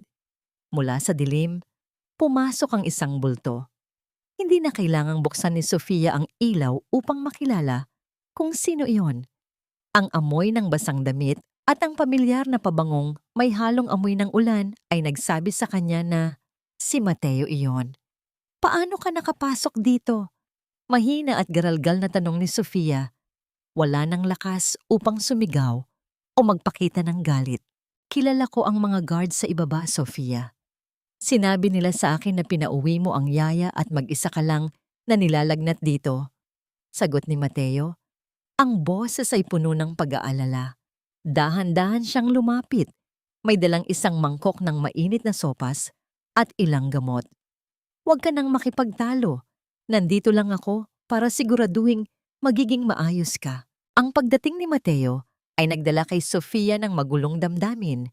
Isang pananabik na pilit niyang itinatago at sakit na matagal na niyang sinusubukang kalimutan. Naalala niya ang mga panahong palihim siyang inaalagaan ni Mateo tuwing siya'y nagkakasakit sa lumang mansyon. Sa katahimikan ng gabi, nagkikita sila noon sa kusina habang mahimbing ang tulog ng buong bahay. Doon nila binubuo ang mga simpleng pangarap na akala nila'y walang makakasira. Ngunit kasabay ng matatamis na alaalang iyon ay ang mapait na sugat ng nakaraan. Sa oras na pinakakailangan niya ng kakampi, hindi siya naipaglaban ni Mateo laban kay Doña Victoria. At hanggang ngayon, dala pa rin ni Sofia ang bigat ng pananahimik na yon. Isang mabigat na katahimikan ang bumalot sa silid nang umupo si Mateo sa gilid ng kama. Hindi niya pinansin ang malamig na tingin ni Sofia. Tahimik niyang kinuha ang basang tuwalya at marahang ipinunas iyon sa noo ng dalaga. Sa simpleng pagdampi ng kanyang mga daliri, muling nagbalik sa alaala ni Sofia ang mga panahong puno ng lambing at pangako. Noon, buong puso niyang ipinagkatiwala ang kanyang pagmamahal kay Mateo.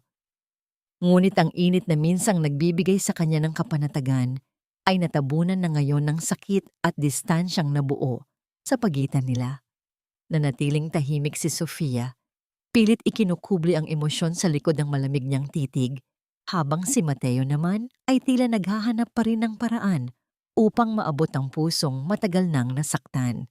Bakit mo ito ginagawa, Mateo? Mahina ngunit puno ng pagod na tanong ni Sofia habang pilit niyang pinipigilan ang pagluha. Wala na ang lahat. Nawala na ang pangalan ng pamilya ninyo.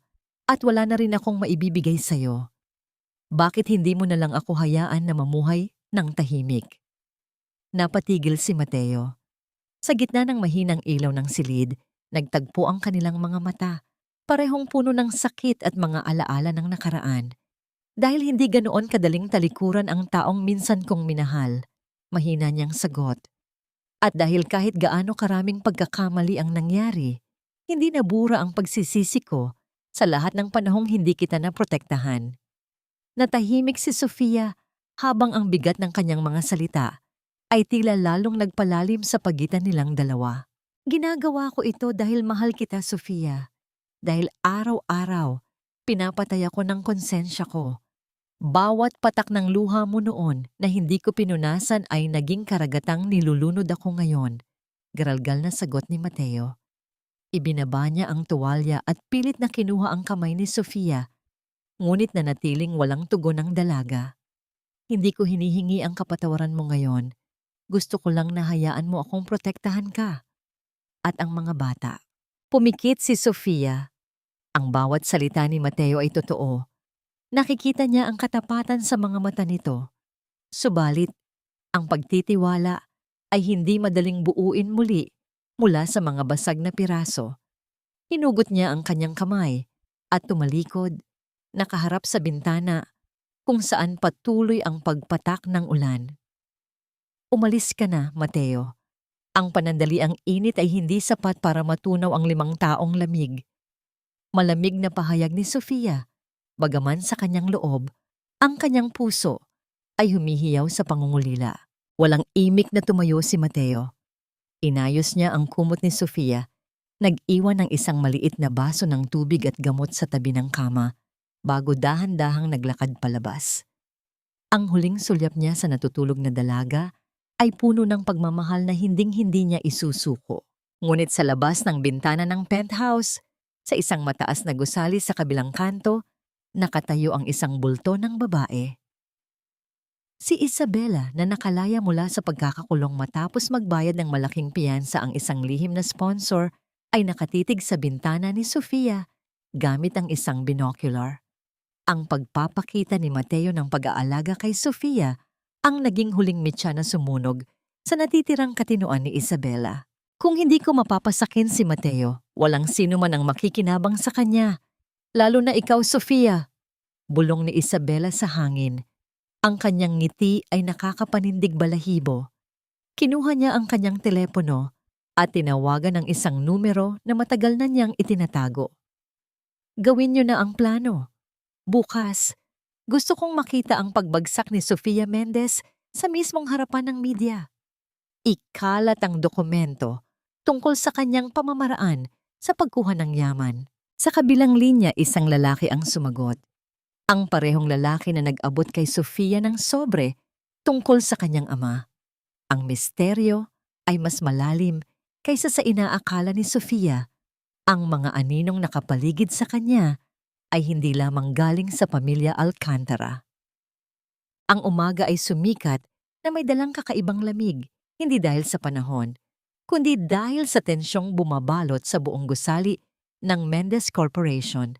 Nang makapasok si Sofia sa kanyang opisina, suot ang isang puting power suit na nagtatago sa kanyang pisikal na panghihina. Matapos ang lagnat, sinalubong siya ng kanyang tagapamahala na si Marco, pawisan at mukhang hindi nakatulog. Ma'am Sofia, Kailangan niyo itong makita. Bungad ni Marco. Iniabot ang isang tablet na naglalaman ng mga nagbabagang balita sa iba't ibang pahayagan at social media platforms. Kumunot ang noo ni Sofia nang basahin ang headline.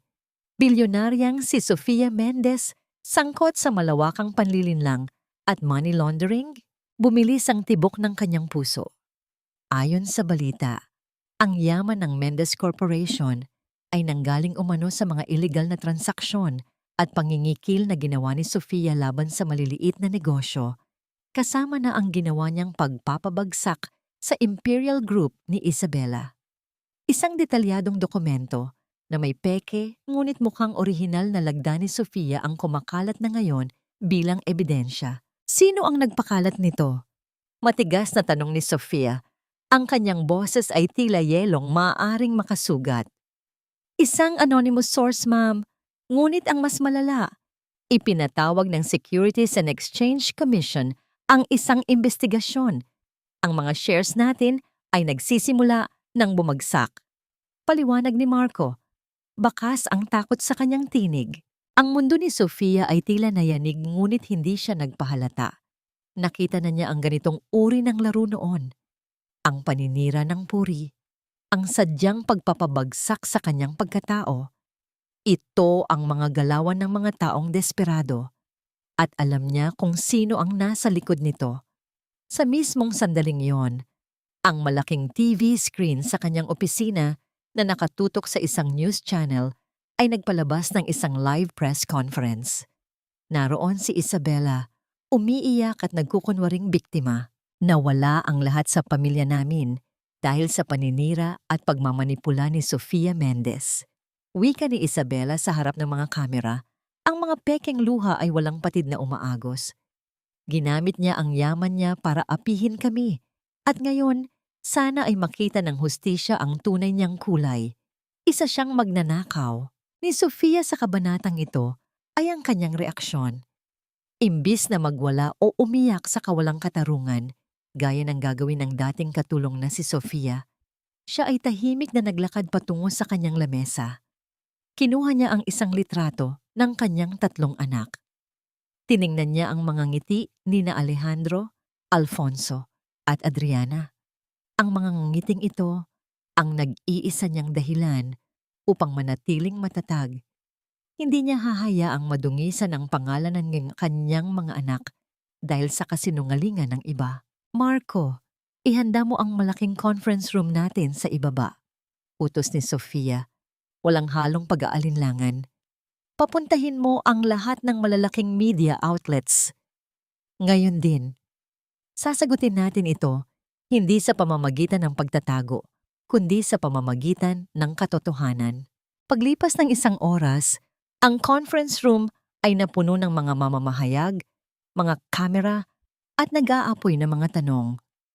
Pumasok si Sofia na tila isang reyna sa gitna ng digmaan, taas noo at walang bakas ng kaba.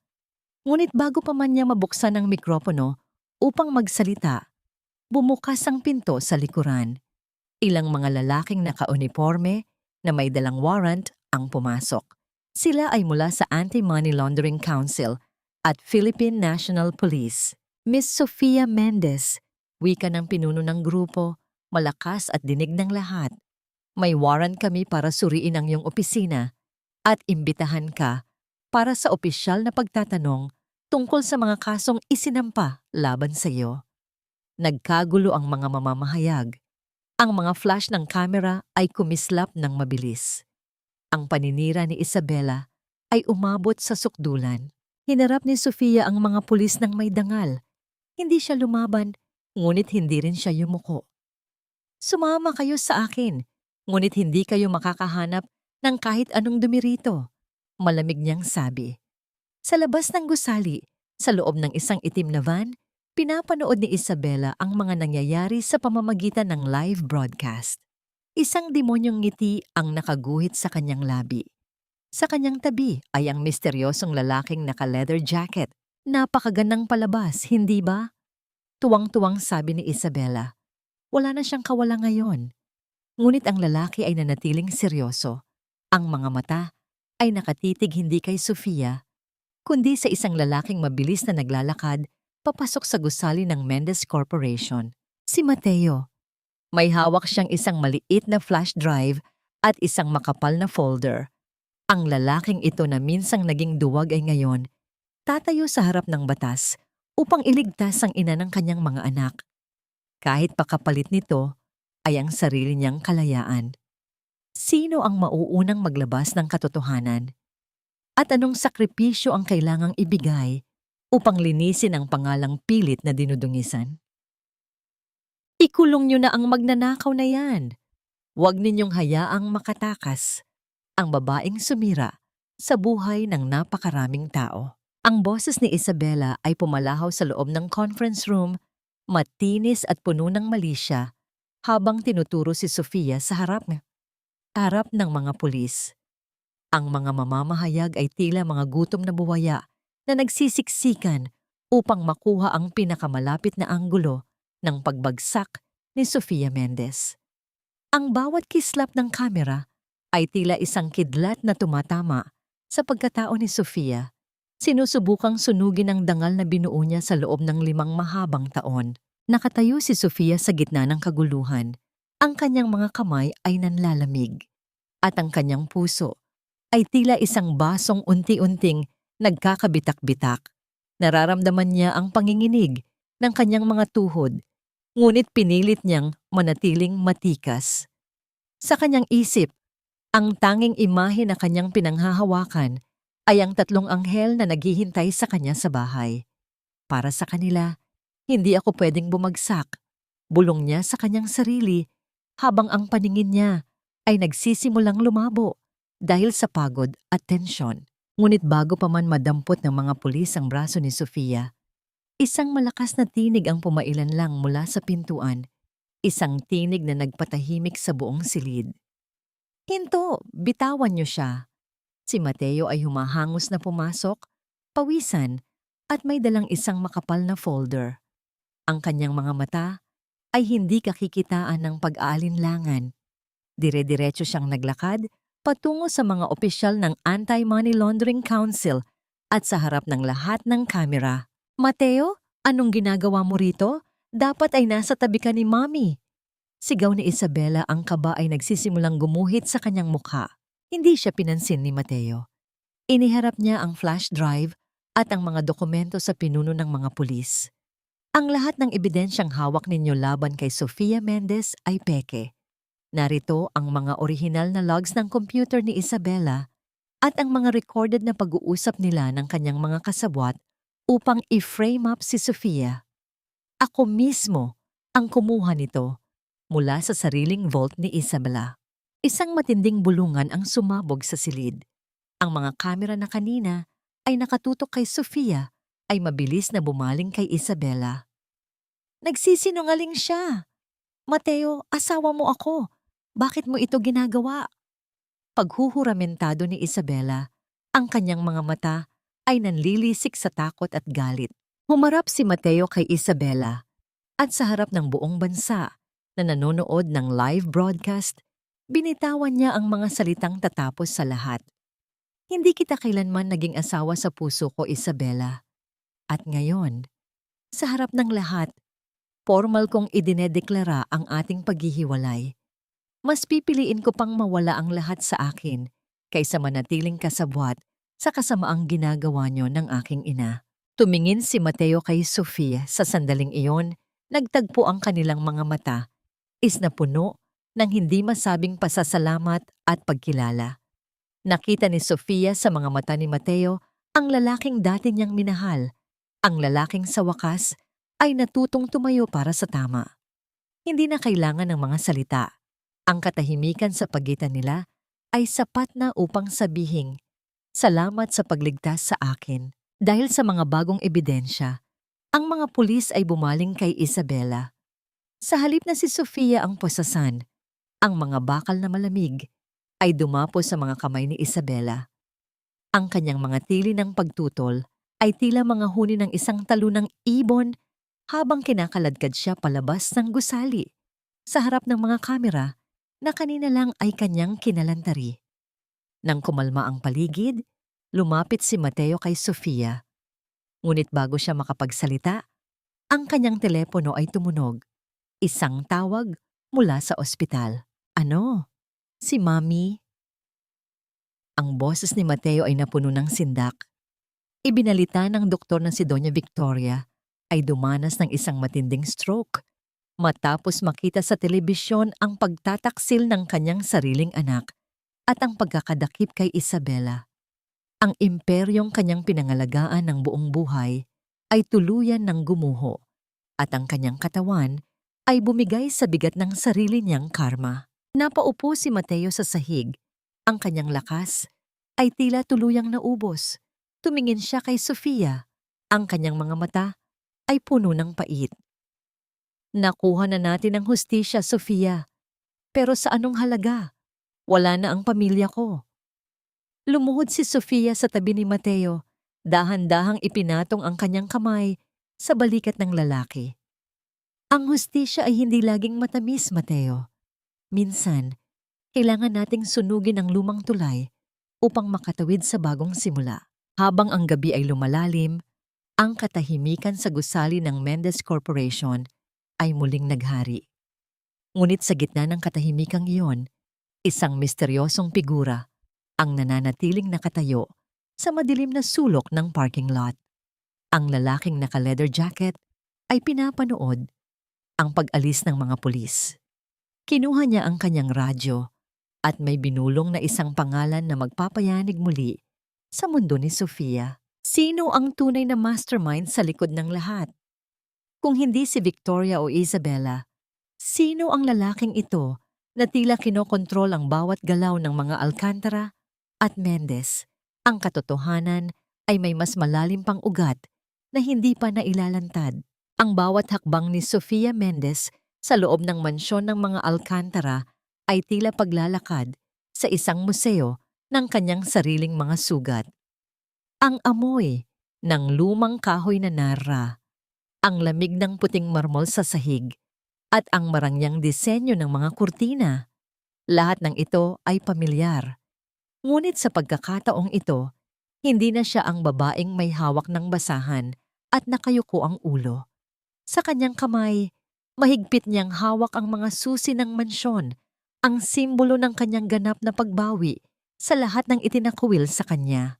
Tumigil siya sa paanan ng malawak na hagdanan, ang mismong lugar kung saan siya huling nakitang umiiyak ni Mateo habang kinakaladkad siya ng mga gwardiya palabas.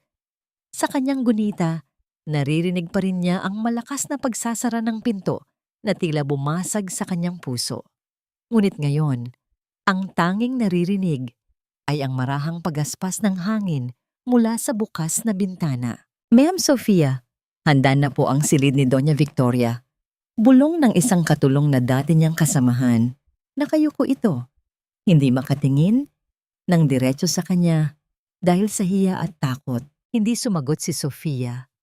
Naglakad siya patungo sa silid ng matanda. Pagbukas niya ng pinto, sinalubong siya ng amoy ng gamot at ang mabigat na aura ng isang taong unti-unti nang nilalamon ng sariling kadiliman. Doon, sa gitna ng malaking kama, nakahiga si Doña Victoria. Ang dating reyna ng mga Alcantara ay tila isang tuyong dahon na ngayon. Ang kalahati ng kanyang mukha ay paralisado at ang kanyang mga mata, bagaman gising, ay puno ng takot at hindi maipahayag na puot. Lumapit si Sofia at tumayo sa gilid ng kama. Ang katahimikan sa pagitan nila ay tila isang matalim na kutsilyo. Dati, ang boses niyo ang pinakamataas sa bahay na ito. Simula ni Sofia, ang boses ay mababa, ngunit umaalingaw-ngaw sa apat na sulok ng silid. Bawat salita niyo ay batas. Bawat pangungutya niyo ay tila latay. Ngunit tingnan niyo ang sarili niyo ngayon, Doña Victoria. Ang katahimikan niyo ang pinakamaingay na patunay ng inyong pagkatalo. Sinubukan ni Victoria na magsalita, ngunit ang tanging lumabas sa kanyang bibig ay isang garalgal na tunog na walang kahulugan. Isang luhang puno ng pait ang gumulong sa kanyang pisngi. Hindi ako narito para saktan kayo. Patuloy ni Sofia habang dahan-dahang inaayos ang kumot ng matanda. Is na nagpakita na sa kabila ng lahat, hindi naging halimaw si Sofia gaya ang kanyang kaaway. Narito ako para kunin ang sa akin at para siguraduhin na sa bawat araw na natitira sa inyong buhay, maaalala nyo na ang babaeng itinapon nyo sa putikan ang siyang nagbibigay sa inyo ng bubong na matitirhan. Pumasok si Mateo sa silid. Mukha siyang pagod. Ang mga mata ay malalim ang itim na paligid. Hindi na siya ang mapagmataas na tagapagmana. Isa na lamang siyang lalaking wasak ang mundo. Lumapit siya sa isang lihim na vault sa likod ng isang painting. Ang vault na tanging siya at ang kanyang inalang ang nakakaalam ng code. Narito ang lahat, Sofia, wika ni Mateo habang binubuksan ang bakal na pinto. Ang mga dokumentong itinago ni Mommy sa loob ng 20 taon, lahat ng kinuha niya sa tatay mo. Inilabas ni Mateo ang isang makapal na folder, ngunit sa ilalim nito, may isang luma at kalawanging kahon. Sa loob ng kahon ay may isang sobreng may nakasulat na pangalan ni Sofia sa pamilyar na sulat kamay ng kanyang ama. Nang buksan ni Sofia ang sobre, isang liham ang bumungad sa kanya. Mahal kong Sofia, kung binabasa mo ito, marahil ay wala na ako. Patawarin mo ako kung hindi ko nagawang protektahan ang ating pamilya mula sa mga anino. Alam ni Victoria ang tungkol sa tunay na pagkatao ng iyong ina. Ang yaman na hawak ko ay hindi lang sa akin. Ito ay isang amana para sa iyo mula sa isang taong mas makapangyarihan kaysa sa mga Alcantara. Huwag kang magtiwala sa kahit kanino, lalo na sa lalaking may tatak ng agila sa kanyang balikat. Napatigil ang paghinga ni Sofia. Isang lumang litrato ang nahulog mula sa sobre. Hindi ito litrato ng kanyang ama. Ito ay litrato ng kanyang ina kasama ang isang lalaki na nakatalikod. Ngunit sa kanang balikat nito ay malinaw na makikita ang isang tattoo ng agila. Biglang nanlamig ang buong katawan ni Sofia. Naalala niya ang misteryosong lalaking nag-abot sa kanya ng dokumento sa karinderya. Ang lalaking naka-leather jacket. Ang lalaking tila palaging nasa paligid niya. Mateo, tawag ni Sofia. Ang boses ay nanginginig sa kaba. Sino ang lalaking may tattoo ng agila sa pamilya niyo o sa mga kakilala niyo? Natigilan si Mateo.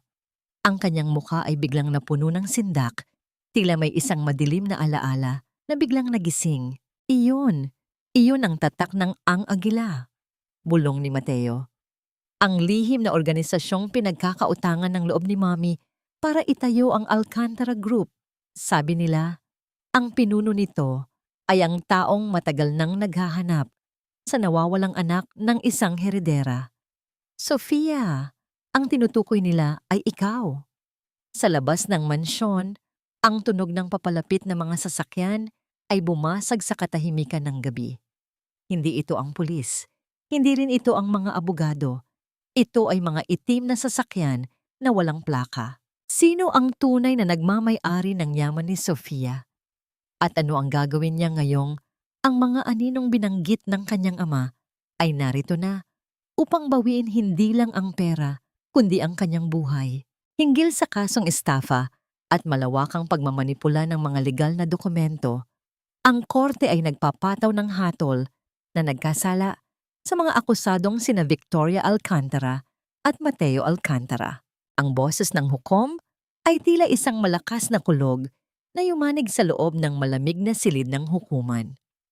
Sa bawat salitang binibitawan nito, tila unti-unting nababawasan ang bigat na 5 taon nang nakadagan sa dibdib ni Sofia. Nakaupo siya sa hanay ng mga biktima. Suot ang isang itim na damit na tila nagluluksa para sa lahat ng mga taong nawala sa kanya bago pa man dumating ang tagumpay na ito. Tumingin si Sofia kay Doña Victoria na nakaupo sa kanyang wheelchair. Ang matanda ay wala ng imik. Ang kanyang mga mata ay nakatitig sa kawalan. Tila isang rebulto ng kahapong lumipas na ang kinang. Walang bakas ng saya sa puso ni Sofie. Ang tanging naramdaman niya ay isang malalim na pagod. Ang hustisya, kapag nakamit na, ay hindi pala laging matamis. Kung minsan, ito ay may lasa ng abo dahil hindi na nito maibabalik ang mga pangarap na sinira ng kasakiman. Nabalik ang diwa ni Sofia nang biglang tumayo si Mateo mula sa kanyang upuan sa tabi ng kanyang abogado. Your Honor, panimula ni Mateo, ang kanyang boses ay matatag ngunit puno ng pait. Tinatanggap ko ang hatol ng korte, ngunit nais ko ring aminin na ang marami sa mga dokumentong pinirmahan ng aking ina ay may kinalaman din sa aking kapabayaan. Ako ang humawak ng mga pirma noong mga huling taon. Nais kong akuin ang buong pananagutan sa mga sibil na aspeto ng kasong ito upang mapalaya ang sinumang inosenteng empleyado na nadamay. Napasinghap ang lahat sa loob ng korte. Tumingin si Mateo kay Sofia, isang tingin na puno ng pagsisisi at isang huling paalam. Pinili ni Mateo na pumasok sa piitan ng mas matagal kaysa sa dapat niyang sentensya upang bayaran ang bawat luhang iniluha ni Sofia noong gabing itinakwil siya sa kalsada. Ito ang kanyang paraan ng paghingi ng tawad. Ang tanging sakripisyo na sa tingin niya ay sapat para sa ina ng kanyang mga anak. Matapos ang paglilitis, nagtungo si Sofia sa sementeryo kung saan nakahimlay ang kanyang ama na si Santiago. Ang sikat ng araw ay dahan-dahang lumulubog, nagbibigay ng kulay kahel na liwanag sa mga puting krus. Ang naganap ng lumuhod si Sofia sa harap ng puntod ng kanyang ama. Hindi siya nagdala ng malalaking bulaklak o mamahaling kandila. Inilabas niya mula sa kanyang bulsa ang isang maliit na balot ng kakanin. Ang paborito nilang dalawa noong siya ay bata pa. Dahan-dahan niyang inilapag ito sa ibabaw ng marmol. Papa, tapos na po. Bulong ni Sofia, ang kanyang mga luha ay dahan-dahang pumatak sa tuyong damo. Nakuha na natin ang hustisya. Wala na ang mga taong kumuha ng buhay mo. Pero bakit ganoon, Papa? Kahit na sa atin na ang lahat, parang ang sikip pa rin ng mundo. Hinaplos niya ang pangalan ng kanyang ama na nakaukit sa bato. Naramdaman niya ang malamig na simoy ng hangin na tila isang yakap mula sa kabilang buhay. Sa sandaling iyon, ang galit na nagpatakbo sa kanyang buhay sa loob ng 5 taon ay tila dahan-dahang naglalaho, pinalitan ng isang matinding pagnanais na makahanap ng tunay na kapayapaan para sa kanyang mga anak. Tumayo si Sofia at inayos ang kanyang sarili. Ngunit bago siya makabalik sa kanyang sasakyan, napansin niya ang isang lalaki na nakatayo malapit sa isang malaking puno ng akasya. Ang lalaking naka-leather jacket. Ang lalaking may tattoo ng agila sa kanyang balikat. Hindi ito gumagalaw, tila isang estatwa na nagmamasid sa kanya. Sa kanyang kamay ay may hawak siyang isang pirasong papel na pamilyar kay Sofia. Ang sulat na nahanap niya sa vault ng mga Alcantara. Ang hustisya sa korte ay simula pa lamang, Sofia. Wika ng lalaki nang malapitan siya ni Sofia. Ang kanyang boses ay malamig at puno ng misteryo. Ngunit ang tunay na utang ng dugo ay hindi nababayaran ng pagkakulong. Ang angagila ay hindi titigil hanggat hindi mo na ibabalik ang hiyas na kinuha ng tatay mo mula sa amin 20 taon na ang nakalilipas. Anong hiyas? Wala akong alam sa sinasabi mo. Sigaw ni Sofia. Ang kaba ay muling bumabalot sa kanyang puso. Ang lalaki ay lumapit ng husto, sapat na upang maamoy ni Sofia ang panganib na dala nito. Ang iyong mga anak, Sofia. Ang iyong 3 anak ang hiyas na hinahanap ng organisasyon.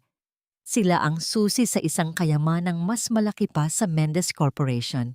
Bago pa man makasigaw si Sofia para sa tulong, ang lalaki ay dahan-dahang tumalikod at naglaho sa dilim ng papalubog na araw. Naiwang nakatayo si Sofia sa gitna ng sementeryo. Ang lamig ng kaba ay tila yelong dumadaloy sa kanyang mga ugat. Ang kanyang tagumpay sa korte ay tila naging isang panimula lamang ng isang mas madilim at mas mapanganib na digmaan kung saan ang buhay ng kanyang mga anak ang nakataya. Ang bawat sentimo ng yaman at bawat piraso ng tagumpay ay tila walang saysay sa harap ng katahimikang bumabalot sa isang maliit at lumang bahay sa labas ng lungsod. Dito dinala si Doña Victoria matapos kumpiskahin ng gobyerno ang lahat ng kanyang ari-arian. Wala na ang mga dambuhalang kristal na chandelier. Wala na ang mga katulong na handang sumunod sa bawat kumpas ng kanyang daliri. Ang tanging natira sa kanya ay isang silid na may amoy ng luma at amag, at ang tunog ng sarili niyang mahinang paghinga na tila isang orasan na malapit ng huminto.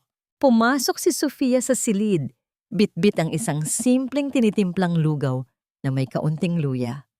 Ang bawat hakbang niya sa sahig na gawa sa kahoy ay lumilikha ng marahang langit-ngit, isang tunog na nagpapaalala sa kanya ng kanyang pagkabata bago pa man siya naging bilyonaryo. Tiningnan niya ang matanda. Si Victoria ay nakaupo sa kanyang wheelchair, nakatitig sa bintana kung saan makikita ang mga tuyong dahon na nililipad ng hangin. Ang kanyang mukha, na dati ay puno ng pagmamataas, ay isa na lamang mapa ng mga kulubot at pait. Dinalan kita ng makakain, mahinang sabi ni Sofia. Inilapag niya ang mangkok sa maliit na lamesa. Dahan-dahang lumingon si Victoria. Ang kanyang mga mata ay wala ng ningning, tila mga uling na namatay na ang apoy. Bakit ka pa narito, Sofia? Nakuha mo na ang lahat. Winasak mo na ang buhay ko. Ano pa ang gusto mo? Ang makita akong mamatay sa hirap? Naupo si Sofia sa isang silyang kahoy sa tapat ng matanda. Ito ang kanyang isang sandali ng katahimikan kung saan ang paghihiganti ay nagtapos at ang pagpapatawad ay nagsimulang sumibol. Kumuha siya ng isang kutsara ng lugaw at dahan-dahang inihipan ito bago inialok sa matanda. Hindi ko winasak ang buhay mo, Victoria, tugon ni Sofia. Ang boses ay puno ng kapayapaan. Ang sarili mong kasakiman ang gumawa niyan. Narito ako, hindi dahil gusto kitang saktan, kundi dahil ayaw kong maging katulad mo. Ang pagpapatawad ko ang huling bagay na kailangan mong tanggapin upang maging malaya rin ang kaluluwa ko mula sa iyo. Isang luhang puno ng pagsisisi ang gumulong sa pisngi ni Victoria.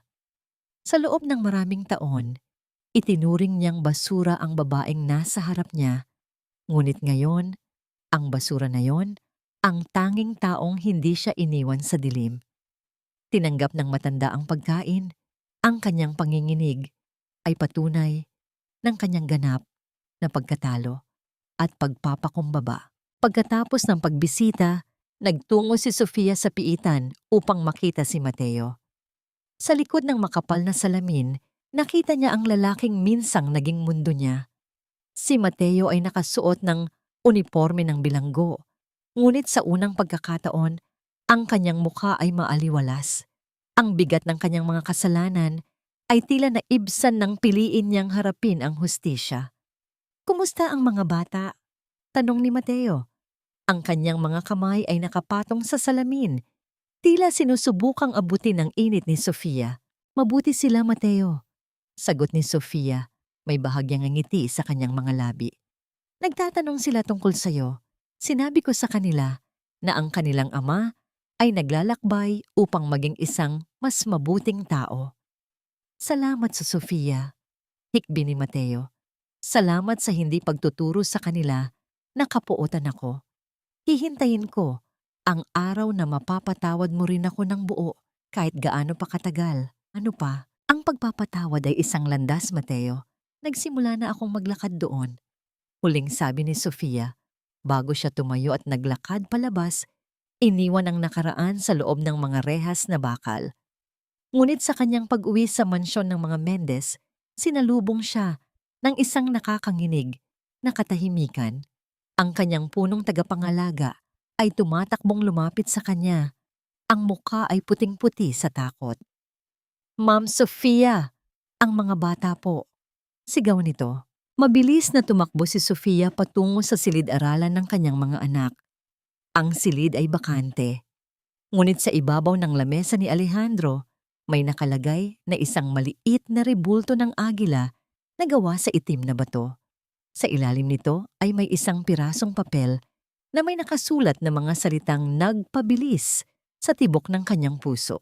Ang karma ay para sa mga nagkasala, ngunit ang sakripisyo ay para sa mga banal. Kung gusto mong makita muli ang iyong mga hiyas, bumalik ka sa lugar kung saan nagsimula ang lahat. Dalhin mo ang susi ni Santiago. Naramdaman ni Sofia ang pagguho ng mundo. Ang agila ay hindi lamang isang banta. Sila ay nakapasok na sa loob ng kanyang kuta. Ang kanyang 3 anak, ang kanyang buhay at kaluluwa ay kinuha ng mga aninong hindi niya matakasan. Nanginginig ang kamay ni Sofia habang kinukuha ang kanyang telepono. Wala na siyang pakialam sa yaman, wala na siyang pakialam sa kumpanya. Ang kanyang pagiging ina, ang tanging natitirang lakas niya. Isang huling digmaan ang naghihintay, at sa pagkakataong ito, hindi hustisya ang kanyang hinahanap, kundi ang kaligtasan ng kanyang sariling dugo. Ang huling pakikipagtunggali ay hindi naganap sa isang marangyang boardroom o sa loob ng korte, kundi sa gitna ng isang abandonadong bodega sa Lumang Pier, ang lugar kung saan unang dumaong ang mga pangarap ng kanyang ama, at kung saan din ito dahan-dahang pinatay ng kasakiman ng iba. Ang hangin ay malapot sa amoy ng kalawang at alat ng dagat, at ang bawat patak ng ulan sa bubungang yari sa lata ay tila isang babala ng paparating na katapusan. Nakatayo si Sofia sa gitna ng malawak at madilim na espasyo. Hawak niya sa kanyang kanang kamay ang isang maliit na gintong susi, ang susing nahanap niya sa lihim na kahon ng kanyang ama. Ito ang hiyas na hinahanap ng organisasyong ang Agila, ang susing magbubukas sa isang digital ledger na naglalaman ng lahat ng maruruming transaksyon ng mga pinakamakapangyarihang tao sa bansa. Nandito na ako! Sigaw ni Sofia, ang kanyang boses ay nanginig ngunit puno ng determinasyon.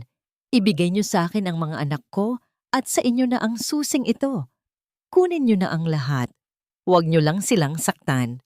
Mula sa madilim na sulok, lumabas ang lalaking naka-leather jacket. Kasunod niya ang 3 bata, sina Alejandro, Alfonso at Adriana. Ang mga bata ay nakatali ang mga kamay, ang kanilang mga mata ay puno ng takot at luha. Ngunit nang makita nila si Sofia, ang kanilang mga muka ay nagliwanag sa pag-asa. Mama! Mama! Ang sabay-sabay nilang tawag. Isang tunog na tila bumiyak sa kaluluwa ni Sofia. Huwag kayong matakot, mga anak. Nandito na si Mama. Bulong ni Sofia, ang kanyang mga mata ay naniningkit sa galit habang nakatingin sa lalaki. Ibigay mo ang susi, Sofia, at hahayaan ko silang mabuhay. Malamig na wika ng lalaki habang dahan-dahang inilalabas ang isang matalim na patalim. Ito ang huling sacrifice dilemma ni Sofia. Ang susing hawak niya ay ang tanging ebidensya upang tuluyang malinis ang pangalan ng kanyang ama at maipakulong ang lahat ng mga kriminal. Kung ibibigay niya ito, mawawala ang pagkakataon para sa ganap na hustisya. Ngunit kung hindi, mawawala ang kanyang mga anak. Para sa isang ina, walang puwang ang pag-aalinlangan. Wala akong pakialam sa hustisya kung ang kapalit ay ang buhay ng aking mga anak. Sigaw ni Sofia. Inihagis niya ang gintong susi sa paanan ng lalaki. Ayan, kunin mo na. Pakawalan mo sila. Habang dinampot ng lalaki ang susi ng may kasakiman, mabilis na tumakbo si Sofia patungo sa kanyang mga anak. Niyakap niya sila nang sabay-sabay. Ang kanyang katawan ang naging pananggalang sa anumang panganib. Ang pagtatagumpay ng pag-ibig ng isang ina laban sa lahat ng yaman at kapangyarihan sa mundo. Ang init ng yakap ng kanyang mga anak ay sapat na upang malunod ang lahat ng pait ng nakaraan. Ngunit bago pa makatakas ang lalaki, ang bodega ay biglang napalibutan ng mga ilaw ng sasakyan. Hindi ito ang pulis, ito ay si Mateo, kasama ang isang grupo ng mga dating tauhan ng kanyang ama na pinili siyang tulungan bilang huling paraan ng pagtubos sa kanyang mga kasalanan. Sa isang mabilis na pagkilos, bago pa makagamit ng dahas ang lalaki, siya ay napatumba ng mga rumesponding awtoridad na lihim na tinawagan ni Mateo. Ligtas na kayo! Bulong ni Mateo habang lumalapit sa mag-iina. Ang kanyang noo ay may bagong sugat at ang kanyang mga mata ay puno ng luha. Patawarin mo ako, Sofia. Ngayon lang ako naging tunay na ama sa kanila. Tumango si Sofia. Isang tahimik na pagtanggap na ang lahat ng gulo ay natapos na. Lumipas ang 6 na buwan.